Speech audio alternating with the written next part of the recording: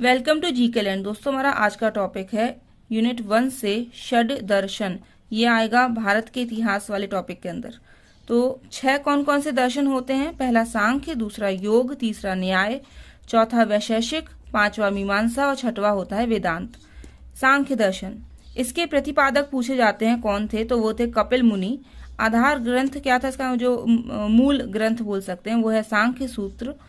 इसमें क्या डिटेल मिलती है, तो यह भारत का सबसे प्राचीन दर्शन है। आपसे पूछा जाएगा कि भारत का सबसे प्राचीन दर्शन कौन सा है। 4 ऑप्शन होंगे, उसमें सांख्य दर्शन को टिक कर देना।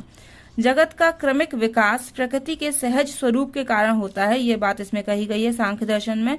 सत्व रज तम तीनों गुणों का सिद्धांत कहाँ अपनाया गया है, तो वो भी सांख्य दर्शन में। और मूल तत्व 25 हैं, जिसमें पहला तत्व प्रकृति है। इसका वर्णन कहाँ मिलेगा, तो वो भी सांख्य दर्शन में ही। फिर आता है न्याय दर्शन। इसके प्रतिपादक थे अक्षपाद गौतम। ठीक है, इसका जो आधार ग्रंथ है वो है न्याय सूत्र।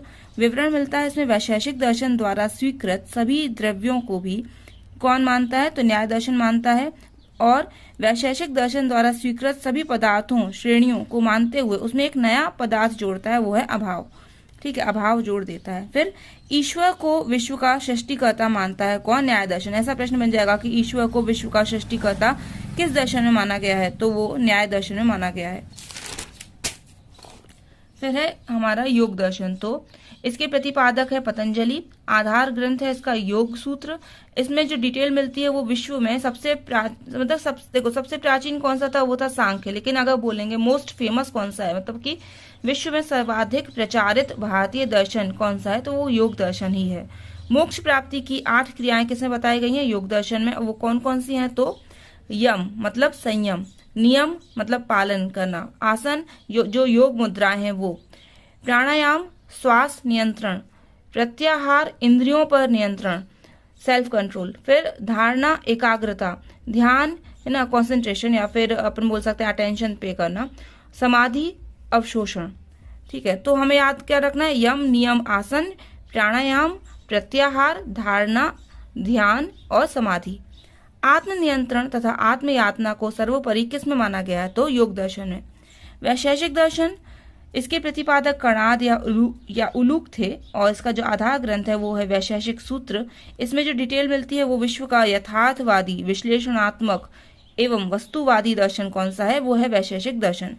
विश्व के परमाणविक स्वरूप तथा आत्मा से उसके अंतर को पूर्णतः पहचान लेने पर ही मोक्ष की प्राप्ति होती है। ये किसका थॉट है, ये भी वैशेषिक दर्शन के अंदर आने वाला थॉट है। फिर सभी वस्तुओं को पंच महाभूतों में वर्गीकृत करता है कौन, वैशेषिक दर्शन। अभी पंच महाभूत की बात उठी है, तो क्षिति जल पावक गगन समीरा पंच रचित अति अधम शरीरा। ये क्या है, तो किष्किंधा कांड में बाली की रोती हुई विधवा तारा को समझाते हुए श्री राम जी ने उसे यह ज्ञान दिया। उन्होंने कहा, पृथ्वी जल अग्नि आकाश और वायु, इन्हीं 5 तत्वों से यह शरीर रचा गया है। शरीर का अंत होने पर 5 तत्व अपना हिस्सा ले जाते हैं, लेकिन इसके भीतर जो आत्मा है वह कभी नहीं मरती। अब आता है 5वां दर्शन, वो है मीमांसा। यह वेदों को कर्म कांड संहिता तथा ब्राह्मण ग्रंथों से जुड़ा हुआ दर्शन है। मतलब कि अगर कोई पूछे कर्म कांडों से जुड़ा हुआ दर्शन कौन सा है, तो वो है मीमांसा दर्शन।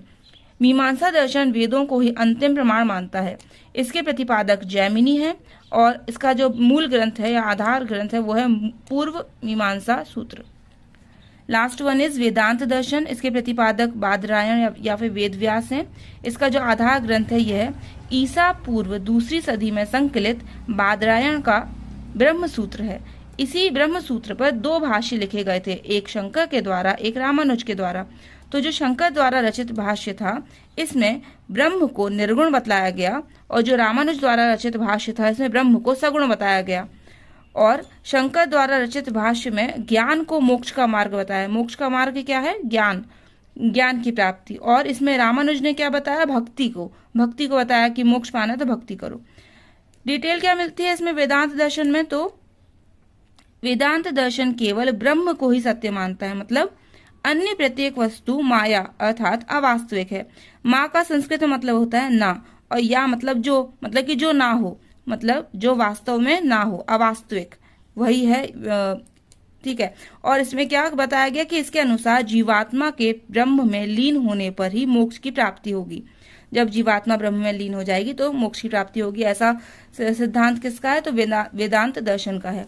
अब कुछ एक्स्ट्रा फैक्ट, जैसे कि संभावित या फिर बनने वाले प्रश्न बन सकते हैं ऐसे कुछ प्रश्न। तो भारत का सर्व प्राचीन दर्शन कौन सा है? सांख्य दर्शन।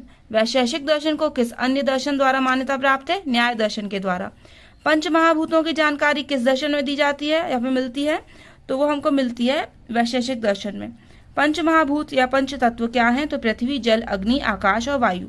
मोक्ष प्राप्ति हेतु 8 क्रियाएं, इनका वर्णन किस में है? किस दर्शन में? तो योग दर्शन में। जो 8 क्रियाएं हैं कौन सी हैं? यम, नियम, आसन, प्राणायाम, प्रत्याहार, धारणा, ध्यान, समाधि। आत्मनियंत्रण, सेल्फ कंट्रोल को सर्वोपरि किसमें माना गया है? योग दर्शन में। फिर कौन सा दर्शन है जो कर्मकांड से जुड़ा है? तो मीमांसा दर्शन। वेदांत दर्शन का मुख्य ग्रंथ, आधार ग्रंथ बादरायण के द्वारा रचित ब्रह्मसूत्र, ये कब संकलित किया गया था? तो ईसा पूर्व 2री सदी में संकलित किया गया था। विश्व में सर्वाधिक प्रचारित, मोस्ट फेमस भारतीय दर्शन कौन सा है? तो वो है योग दर्शन। बादरायण के ब्रह्मसूत्र पर शंकर द्वारा रचित भाष्य में ब्रह्म को कैसा बतलाया गया है? तो ब्रह्म को निर्गुण बताया गया है और ज्ञान को मोक्ष का मार्ग बताया है। और लास्ट क्वेश्चन है, सत्व, रज, तम, इन तीनों गुणों का सिद्धांत किस दर्शन के द्वारा अपनाया गया है? तो वो उसका आंसर है सांख्य दर्शन के द्वारा। Okay, thank you friends, bye.